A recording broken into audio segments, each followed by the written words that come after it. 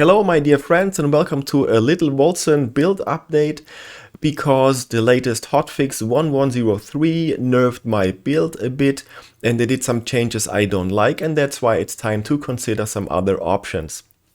And in case you don't know what I'm talking about, I will link my original build above so you can click on it and check it out. It's really super fun and still very strong if we exchange some passive nodes. So what is the big nerf the Wolcen Studios applied with the latest patch? It's about the headhunter bonus, and they nerfed it in two ways. First off, we have minus 30% damage. It was 50 material damage bonus and now we are reduced to 20%, so we lost 30, and that's a significant drop in my opinion. And in addition, with this little node here, we were able before the patch to extend the duration of this headhunter bonus for 2 minutes. It was 120 seconds and now we are down to 40. So I might remove those passive nodes and spend the points on another node to, let's say, get more benefit out of it. And secondly, I was considering the green globe production of the Plaguebringer Undertaker, because you need to picture this. You have to spend lots and lots of points in order to get a 30% damage boost only for 5 seconds and only by a 10% chance when the green globe is produced, and you need to walk to this green globe and pick it up. So there's a lot of maybes and ifs and blah blah blah in order to get 30% more damage.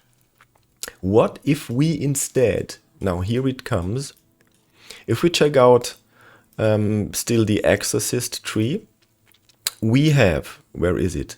With this little node, 10% more material damage, which benefits our two main damage sources. It's the Havoc Orb and the Arctic Spear converted to rend damage. Then we have another 10% material damage, no bad. And there is another 10% material damage. So we have 30% more damage within, let's say, a close proximity of our nodes. So we don't need to spend lots of other nodes just to get to some point in order to grab the bonus. So we have 30% right here in front of our door. So this would make up for this Plaguebringer Undertaker, in my opinion. Maybe you think differently, but I think it's worth considering to pick up the 30% more damage here. And if we stick with this, let's say, Exorcist node, we have this excellent branded burst and this little node here, which greatly helps our survivability. Okay, so in case you have survivability issues in higher rifts, we can consider taking these passives in order to mitigate more damage. So I think the Exorcist tree overall is a good, let's say, source of damage and survivability for less points to spend. That's only one option. We possibly could check out here the ranger stuff. We could aim for, let's say, a critical kind of build. So we can use the 10% projectile critical chance score. And since we are using projectiles as a whole, this is worth spending. And then we have the projectile critical damage. And with those two damaging nodes, we can aim for the assassin, which also boosts our critical damage.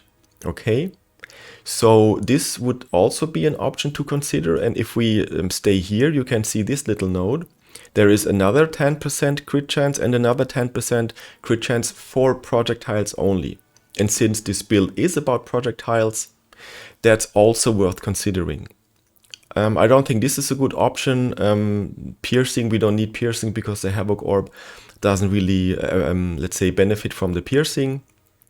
What we also could do, I've tested it, but I'm not really a big fan of it, is save from afar. So there we have 30% more damage if we stand away from the enemy, which is not always the case because in tough situations, sometimes enemies spawn next to you, so that's not always the case, but it's still something we could mess around with. And then we have this little fellow here. We have 25% additional damage when there are no enemies in 6 meters around us, and we can reduce this 6 meters to 4. and we can even push up the damage. So we have 15 and 25, that's 40% more damage when around, let's say 4 meters, there's no enemy.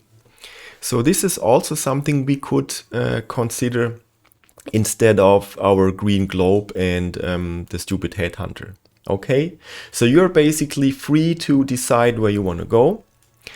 In my other builds, I was a big fan of EOS sudden death, but they also changed it a bit. It's now 10% threshold and it was 15% before. And I mean, since we're here, we could grab it if you like it, but I must say maybe the other nodes are much better. Let's say the crit option or let's say the damage mitigation. I personally go for the damage mitigation first because then that's out of the way. It's always helpful because I did not reach 187 yet. I'm on my way to it. I don't have any problems with my survivability at all, but just to make sure. Then we could possibly go for, yes, the more crit. So here, more crit, more material damage, boom. There's another material damage.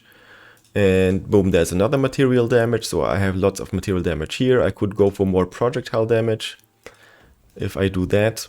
I don't know.